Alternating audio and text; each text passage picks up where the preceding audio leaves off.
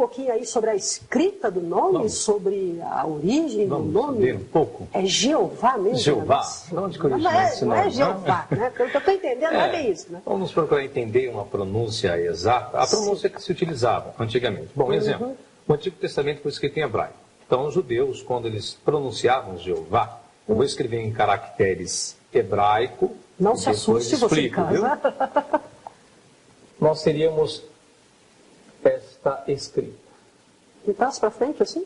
Justamente da direita para a esquerda. Por ser uma escrita oriental, então até o japonês, o chinês, o coreano... Todo mundo daquelas bandas de lá, tudo né? que é oriente é da direita para a esquerda. Bom, os caracteres maiores são consoantes em hebraico. E os pontos diacríticos menores são as vogais. Então eu pronuncio isso aqui, literalmente, os judeus pronunciam esta forma. Eles colocam um Y, um E, H, vogal O, V, A, H. Jeová. Ficaria Yehová, Yehová, como alguns pronunciam. Tem um Rzinho, né? Tem um H, nós classificamos o H, porém nós não utilizamos muito no português. Dentro da classificação fonética, chama-se de uma consoante que sai da gutura. Seria os dois R's de carro. Né? Esse R puxado, falando, ou carioca falando, que puxa muito bem a gutura, sabendo gutural. Ou seja, a pronúncia exata que eles pronunciavam era Yehová, era justamente isso. Porém, quando o hebraico começou a passar por transformações, quando entra no Império Grego, na época de 287 a.C., Ptolomeu Filadelfo, rei na época, ele exige que se passe uma tradução do hebraico para o grego. Isso chamou-se de Septuaginta, que foi uma tradução de todo o Antigo Testamento para o grego feita em 70 dias, segundo a história. É até interessante, porque diz a história que essa tradução foi feita por 72 judeus, e cada um entrou dentro de uma sala, com o manuscrito todo em hebraico, vamos colocar a Bíblia em hebraico. Sim. E eles queriam transformar por um outro idioma que era o grego. Segundo a história, foram 72 dias, e quando saíram os 72 judeus, quando saíram de cada uma de suas salas, para averiguar, o rei para averiguar que estava tudo idêntico. Olha. E o sumo sacerdote Eliezer fala, sabe, quando observou todo o conteúdo, estava idêntico. Então, quando passou para o grego, o tetragrama chama-se Senhor, veio para a tradução chamada Kyrios. Ou seja, vamos transliterar aqui, seria Kyrios, que significa Senhor. E onde que entra o Jeová nessa história? E Jeová? Vamos lá então. Agora vamos ver de onde que vem Jeová. Apagarei aqui, vamos ficar só com Jeová.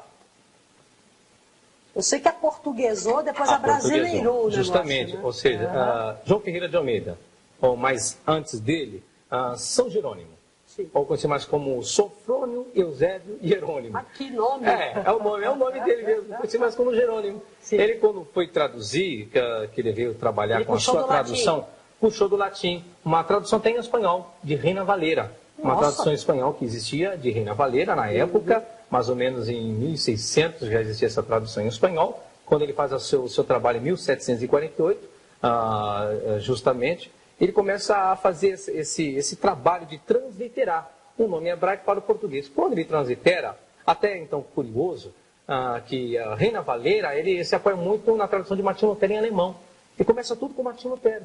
Quando Martinho Lutero faz a reforma protestante, Martinho Lutero que trouxe a grande reforma protestante em 1517, dia 31 de outubro. Então existe a reforma protestante.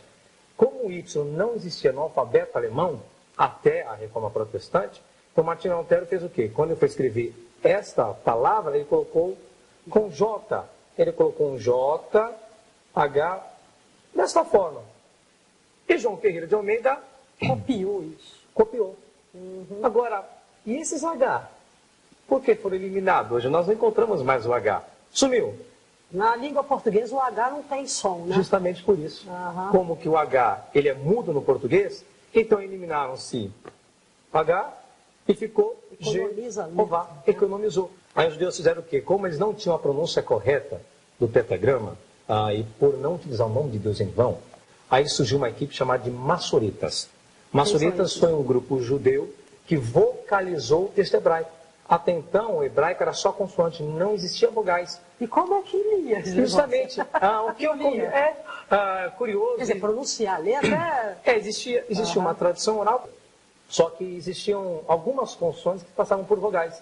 Exemplo, existia uma consoante chamada Aleph, existia uma outra consoante chamada Re, uma outra consoante chamada Vav e uma outra consoante chamada Yud. Esta consoante passava pela vogal A, essa também passava pela vogal A, essa consoante pela vogal U e O, e essa pela vogal I e E. Chama-se de Matrix Lectionis em latim, seria mães da leitura. Então era uma forma que eles tiveram para vocalizar. Uma ferramenta, né? Uma ferramenta adequada para isso. Muito bem.